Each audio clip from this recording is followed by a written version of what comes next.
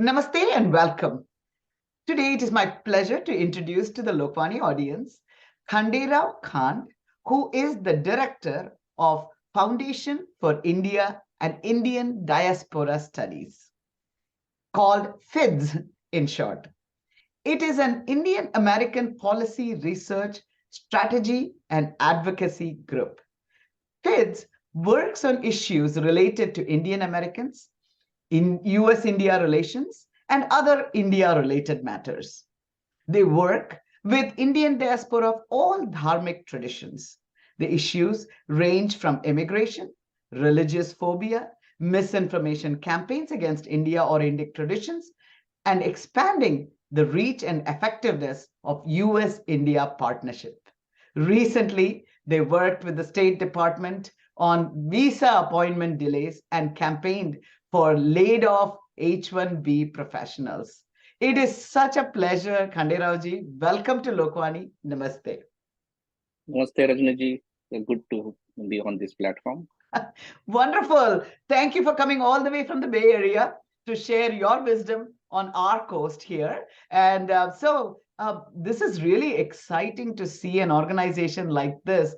I think that it has been a much needed initiative to be serving as advocacy platform for the Indian diaspora. So could you tell us, give us a little overview of exactly what motivated you to start this? And very exciting to hear about what the work that you've done with the H-1B, visa things.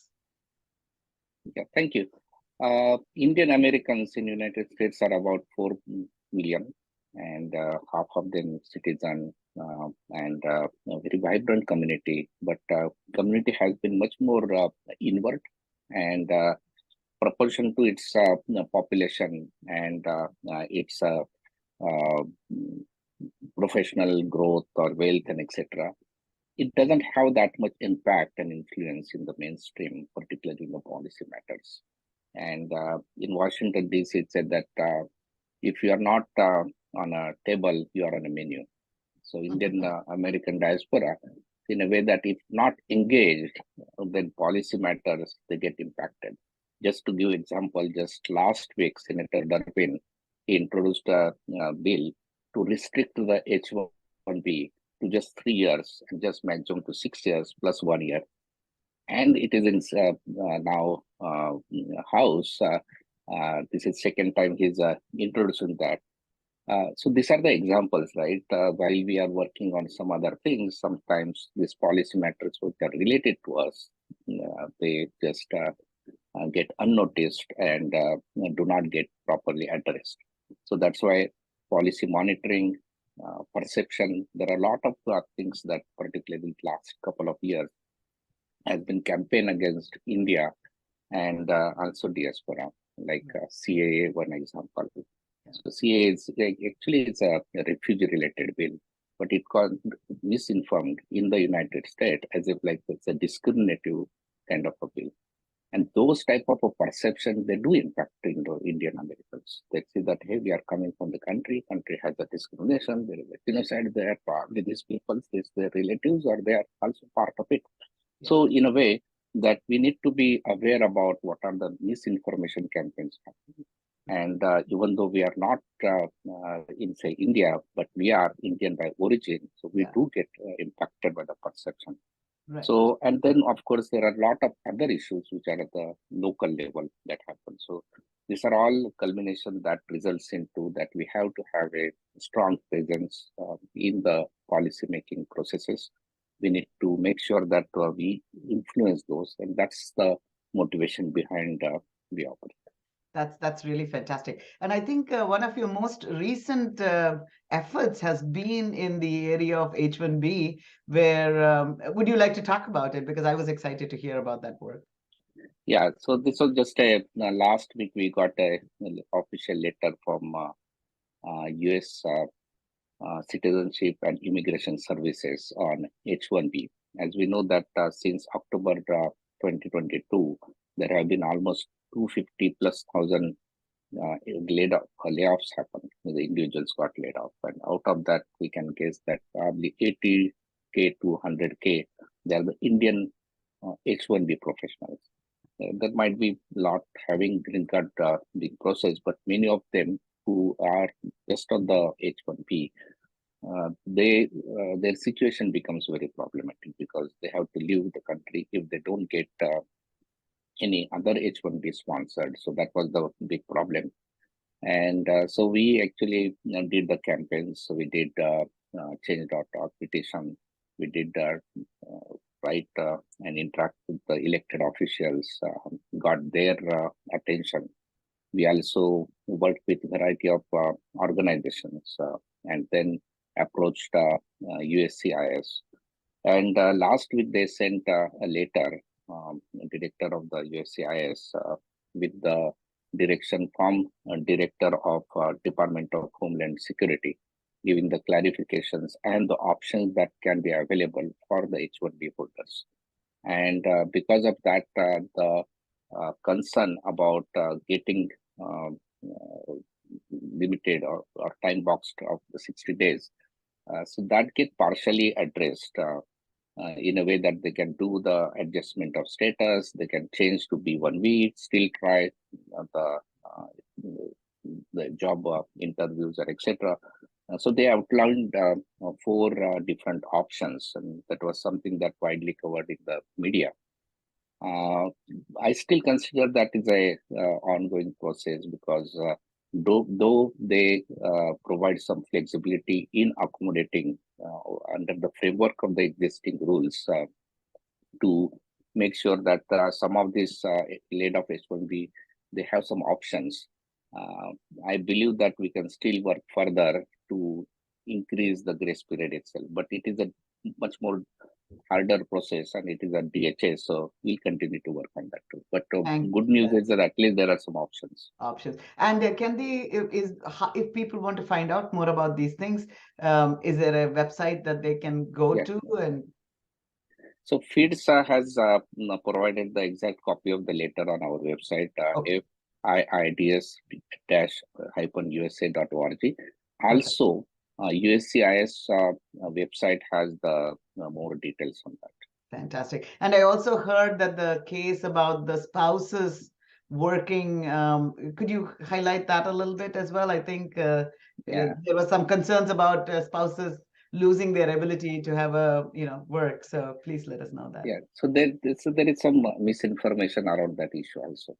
So the way out, the way it came out in the media is that H1B spouses, that is H4 holders, can work. It's not completely true, and it's not something new. The first thing that during the Obama administration, H4 EAD, that's called as, that was approved. The reason is that because of the green card delays, there were a lot of qualified H4 holders. They were in the situation where years of wait was resulting that they were not able to contribute into this workforce. And during that time, those H4 holders whose GC is being processed, but they are not in that actually granted GC. So during a certain period of time, they can get H4 EAD and they can work. But this was challenged by some orgs called Save Jobs, and it was challenged in the court. So this judgment came, they dismissed the case, and so it is a big relief for those probably almost 100,000. I don't know the exact count, but that many H4 holders, those spouses whose situation would have been otherwise problematic, that got sorted out. So it's a good news.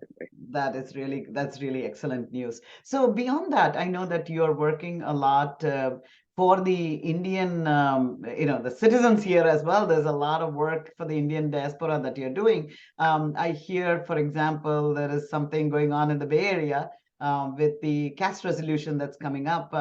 Do you have any thoughts and feedback on that for everybody to know? Yeah, that's unfortunate. There is a campaign going on by some small organizations with incorrect data of the survey of some organization called Equality Lab. The survey itself is a not the scientific survey, but they have the nexus between some of the probably dharmic traditions forces. They are extreme liberal radicals, sometimes also with some extreme Islamic forces or others. They're coming together and having a sustained campaign in one way or other against Indian diaspora dharmic traditions in general and Hindus particular. And this has issue tagged currently it is California State Senate. There is a bill introduced. That introduced bill was essentially around the ancestry-based discrimination. However, then they added a clause specifying India and Hindu caste system labeled as a caste system.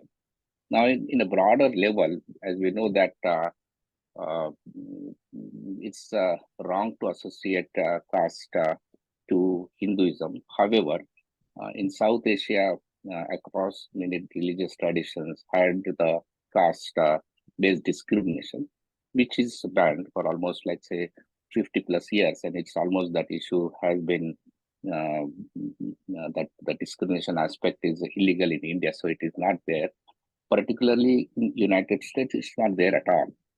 However, this is being brought and it will be creating issues for Indians in the future if this proceed this singling out into this particular process. So that's the issue going on, and it needs to be challenged. The proper details need to be provided, and particularly that clauses etc. need to be removed. By and large, we are against all the discrimination, whether it's a religious, whether it's any type of a discrimination. But having something which is not there and then exclusively labeling or attributing that, and that too based on some campaigns, some misinformation is not correct. That is to be corrected. Right.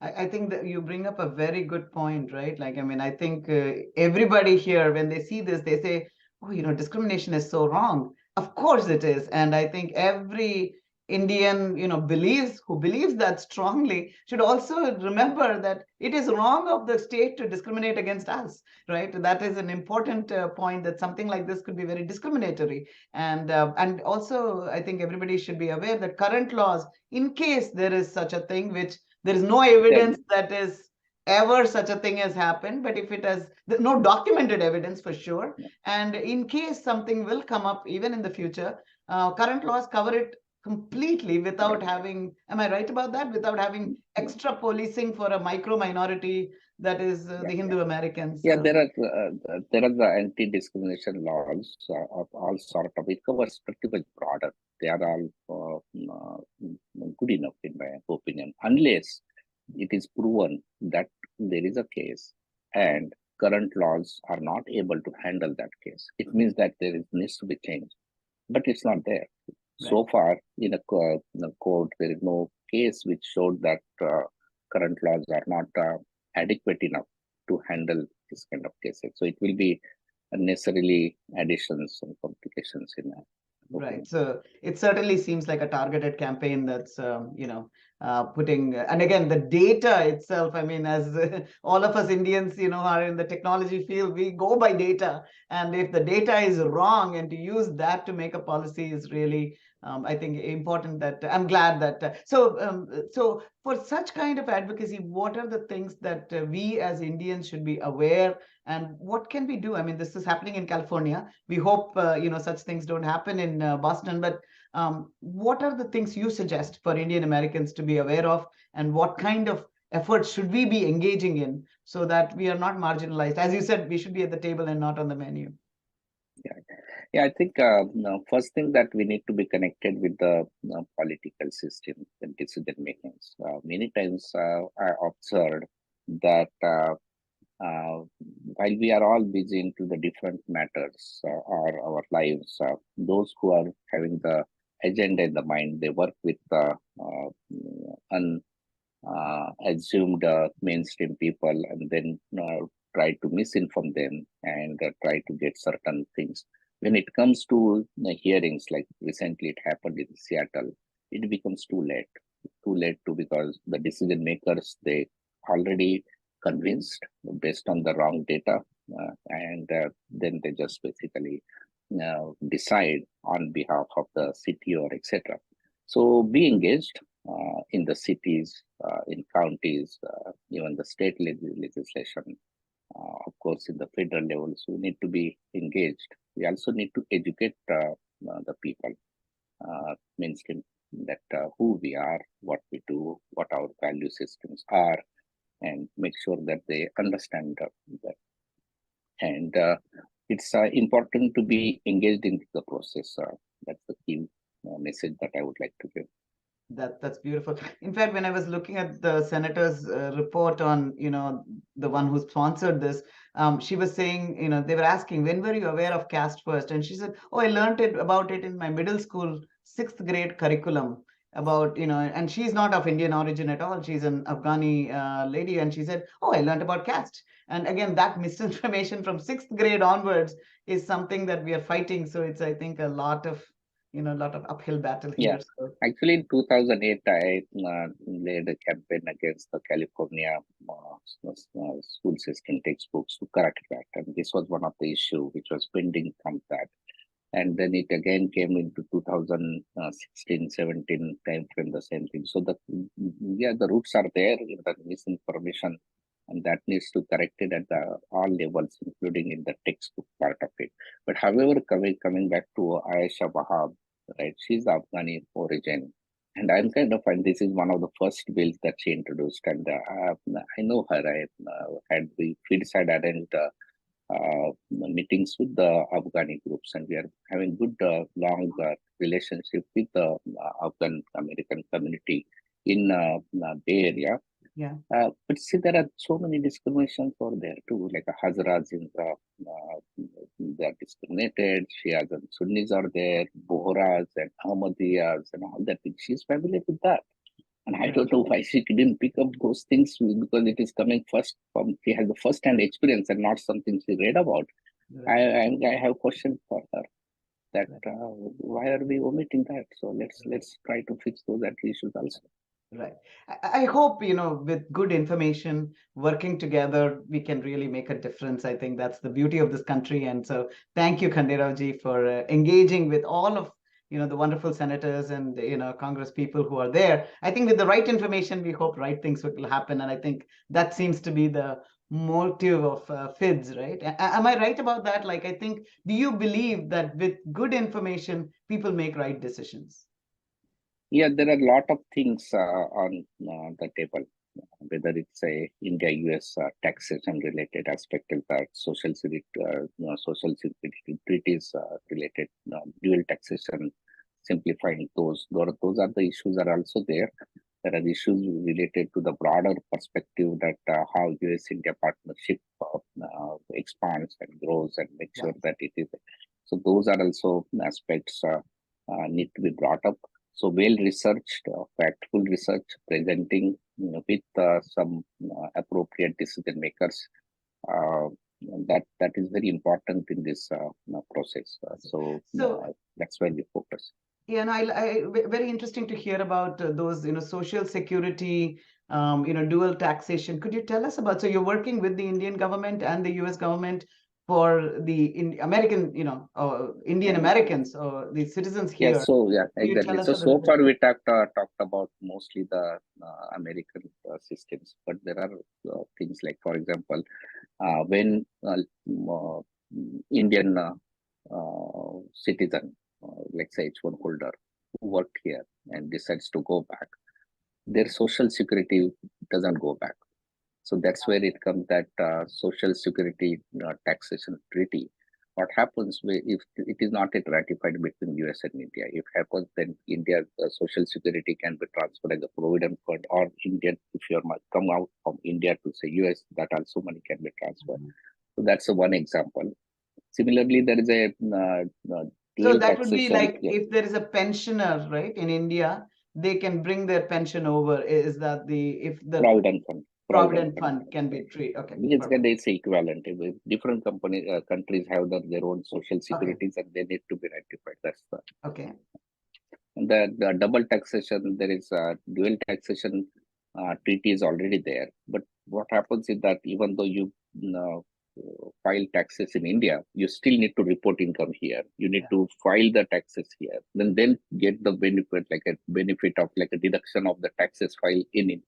It is a complicated, and many of us, it's a small amount, but still you have to do a lot of paperwork and complexity. And we have to have something in India, the registry or connections and all that thing. And you may have rented a small property, just a house, but still you get into all this trouble. So just simplifying that, or just making sure that it is below certain amount, then just don't report, just Worry about it. so something that needs to come out, which can really solve the problem of a large number of people without really adding additional burden onto the tax or anything.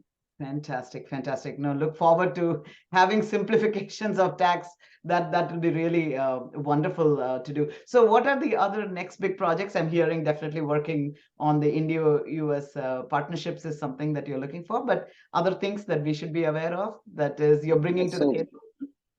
At the broader level, US-India treaties, like say Indo-Pacific Quad, which is basically America, Japan, Australia, and India.